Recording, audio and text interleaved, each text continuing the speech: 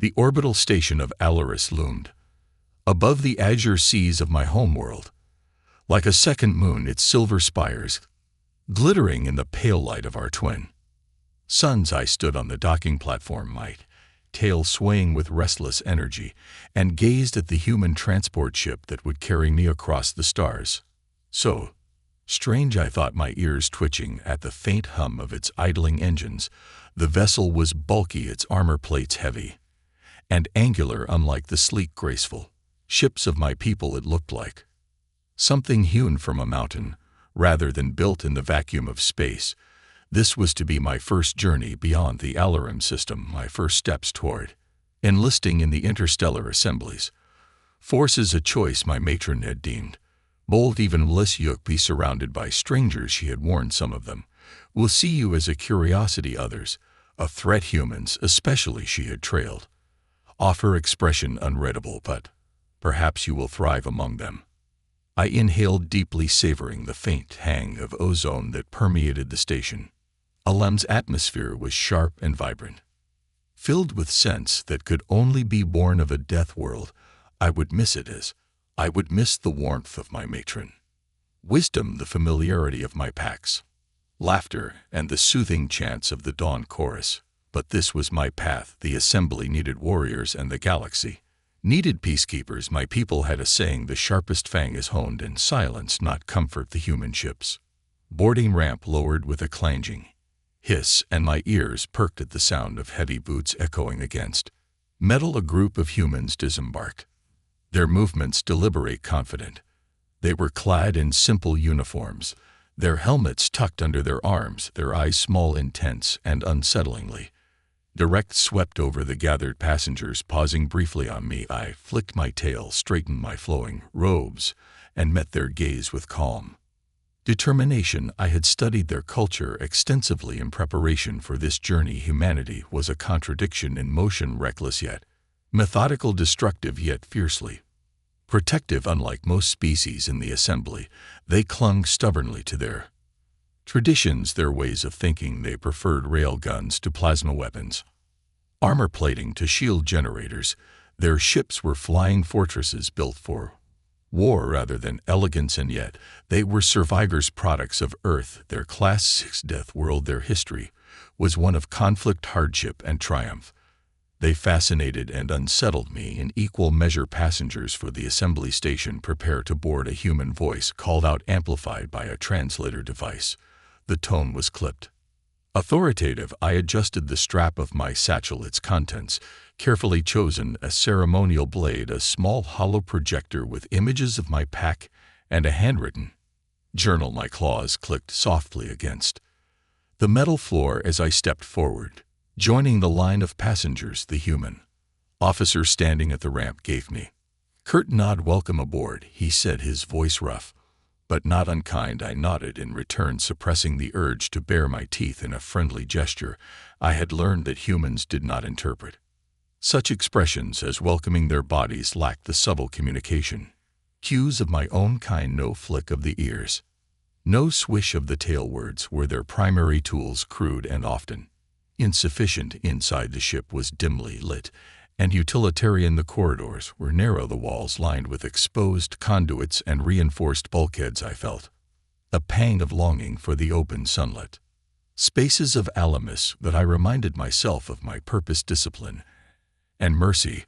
I thought, repeating the mantra my matron had taught me: pragmatism and strength. As I found my assigned quarters, the low hum of the ship's engines deepened, signaling our impending departure. I settled onto the small, rigid cot, my ears swiveling to catch the faint vibrations of the hull. The journey to the assembly station would take 2 months, a long time to adapt to human company and their peculiar ways. I closed my eyes, envisioning the path ahead. The assembly's forces were a melting pot of species and cultures, each bringing their strengths to the table. I would be one among many, yet my instincts told me that humans would leave an indelible mark on my experience. They thrived in chaos, in the face of danger and conflict. Perhaps In time, I would understand why the ship shuddered as it broke free of the station's docking clamps. I felt the subtle shift of artificial gravity. As we accelerated into the void, my tail curled around my ankles, a gesture of self-comfort.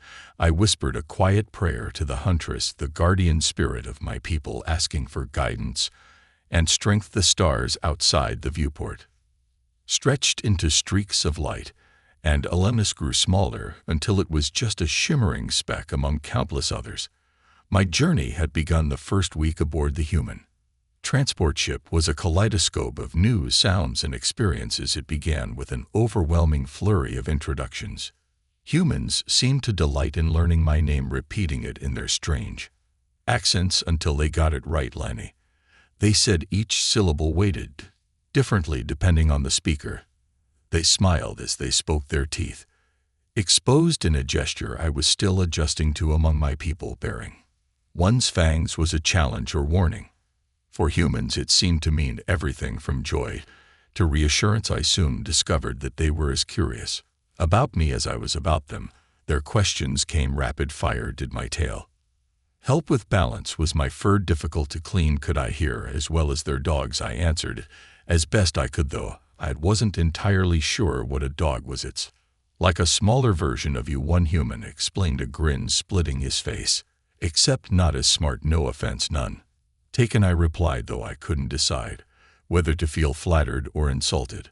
The humans were quick to share their own stories, weaving tales of past missions, encounters with pirates, and narrow escapes from hostile star systems. One crew member, a tall woman with close-cropped hair, recounted a skirmish where her ship had disabled a pirate fleet single-handedly. They thought they had us outgunned, she said, her voice laced with pride. Didn't realize our rail turrets were dual-mounted. First shot shredded their shields, second shot tore through their engines, clean and efficient. I tilted my head, intrigued. Dual-mounted, but why the delay between shots to break shields and then hit the hull, she explained, mimicking the recoil of a turret. With her hands, energy shields can recover fast, so timing is everything. The second rail shot punches through before the shield can cycle. It was ingenious. I realized brutally efficient in a way that resonated with my own people's pragmatic mindset, yet I couldn't help but notice the reverence in her tone, the way the humans spoke about their technology, as if it were a trusted companion. Despite the utilitarian design of the ship, there was an undeniable sense of security aboard. The corridors were narrow but sturdy, the walls lined with dense alloy plating. It wasn't sleek or elegant, but it felt indomitable. I overheard seasoned travelers, a mix of species from reptilian zarks to the luminous jellyfish-like Indari, discussing this very topic in the common lounge. It's the safest way to travel, Arnik hissed, their scaled hands gesturing animatedly. You hear stories about pirate raids on assembly vessels, but no one's foolish enough to target a human ship. And a rarity chimed in, their bioluminescent tendrils glowing softly. The assembly denies it, of course, but it's true. Even the oldest human ships can shrug off energy weapons. Their armor doesn't just resist it. Adapts, I echoed, my ears perking up. The Zarnik nodded. It melts when struck, but ray hardens almost instantly, becoming more resistant to subsequent hits. They say it's a relic of Earth's harsh conditions, where even the metals had to survive extremes. I had seen the ship's armor from the outside, thick, unyielding, and scarred with countless battle marks, yet to think it could endure such punishment and grow stronger. It was a testament to humanity's ingenuity. One of the human crew members overheard our conversation and laughed. It's true, these old birds can take a beating back. During the tenuous conflict, we had ships that had been in service for over a century. Energy weapons would light up the hull like a fireworks show, but they'd barely leave a scratch. I found myself marveling at the humans' resilience, their refusal to embrace the sleek, shielded designs of other species where others sought elegance. Humanity pursued durability. It wasn't just their technology, it was their nature. By the end of the first week, I had begun to understand why so many species found humanity disarming. They were welcoming in a way that felt almost familial, eager to share their stories and learn yours, even their jokes. often self-deprecating or filled with strange references to Earth, had a way of putting you at ease. One evening as we gathered in the lounge, a human named Marcus recounted a tale of narrowly avoiding a black hole. Captain said, "Punch it," and the whole crew was screaming, "Not that hard." He doubled over with laughter. And soon the entire room was laughing with him, even those who clearly didn't understand the humor. I couldn't help but smile. Their joy was infectious, their camaraderie palpable. It was a stark contrast to the reserved, disciplined demeanor of my own people. Yet as I listened to their laughter and watched their easy interactions, I felt a small pang of homesickness. Still, I reminded myself of my matron words: discipline and mercy, pragmatism and strength. I had much to learn from these humans, and perhaps they had something to learn from me.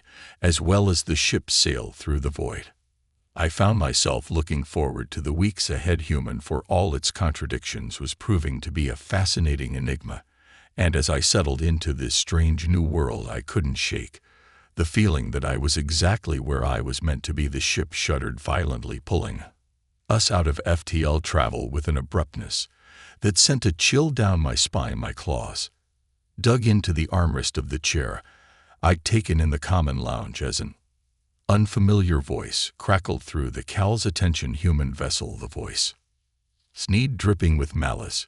"This is Captain RAC of the Void Fang Dread.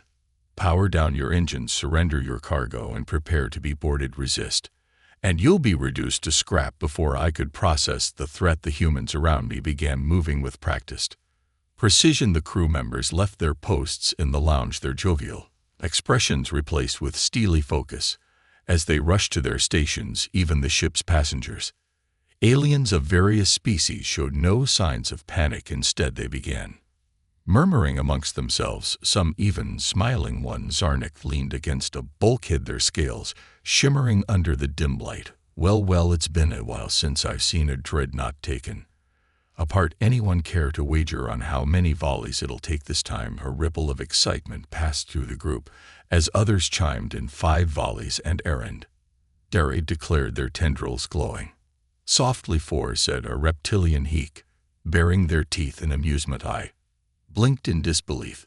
They were gambling on the outcome of a battle. The Zarnik turned to me, their golden eyes gleaming. "And what about you, Elenian?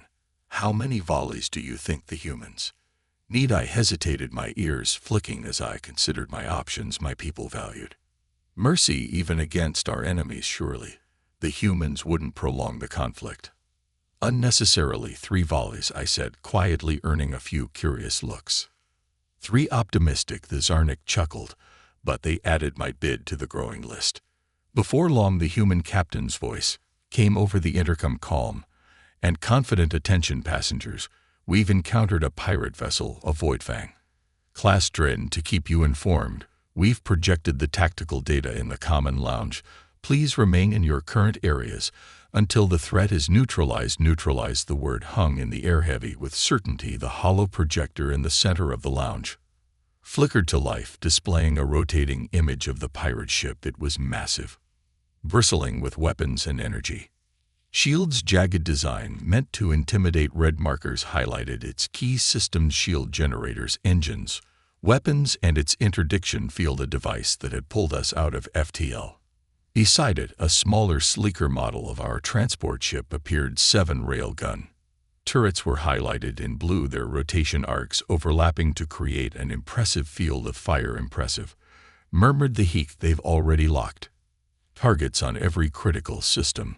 The captain's voice returned, this time laced with dry humor. "For those curious, our ship's armor has an adaptive response to energy weapons. Will take minimal damage. Sit back, relax, and enjoy the show." The tactical display shifted as the pirate dread opened fire. Beams of energy lanced out, striking the human ship's hull with blinding flashes of light. I tensed, expecting alarms or shouts of alarm, but the humans remained unbothered. "Their first mistake," someone muttered. The rail guns rotated into position, their movements almost leisurely. The first volley was fired. 7 thunderous booms reverberated through the ship as the slugs streaked across the void. The projectiles struck their targets with unerring accuracy. shattering the pirates' shields in bursts of energy. First volley, the Zarnik said, marking it down on their betting list. The pirate ship retaliated, firing another salvo of energy beams, but this time the damage to the human ship was negligible. The hull seemed to absorb and adapt, glowing faintly before hardening. Once more, the second volley followed another series of deafening booms. The rail guns targeted the dreadnought's engines, and interdiction generator explosions rippled across the pirate vessel, leaving it adrift but still intact. Second volley, someone whispered, their voice tinged with awe. By the time the third volley fired, the dread was defenseless. The rail gun systematically disabled its weapon systems, leaving it incapable of further aggression. The tactical display showed the ship drifting, its power flickering weakly as it struggled to stabilize. 3 volleys, the Zarnik said, turning to me with an approving nod. Looks like you called it Alanian. The human captain's voice returned this time. Lighter target neutralized, no need to worry. Passengers WEC attach a retrieval beacon for assembly forces to pick up. The stragglers let them deal with the paperwork. A few humans laughed, their humor as sharp as is ever. Meanwhile, a retrieval drone was launched, attaching a glowing beacon to the pirate ship. Its signal would alert nearby assembly patrols, ensuring the dreadnought's crew would face justice. As the tactical display shut down and the passengers resumed their activities, I found myself reflecting on what I had witnessed. The humans had fought with precision, dismantling their enemy without unnecessary destruction. It was ruthless, yes, but also merciful in its own way. They could have obliterated the dreadnought. Instead, they left it adrift, a testament to their strength and restraint. I had placed the winning bid. But more importantly, I had gained a deeper understanding of humanity. They thrived in conflict, not out of cruelty, but because it was in their nature to overcome, to survive. And as I returned to my quarters, I couldn't help but feel a growing respect for my strange, indomitable companions.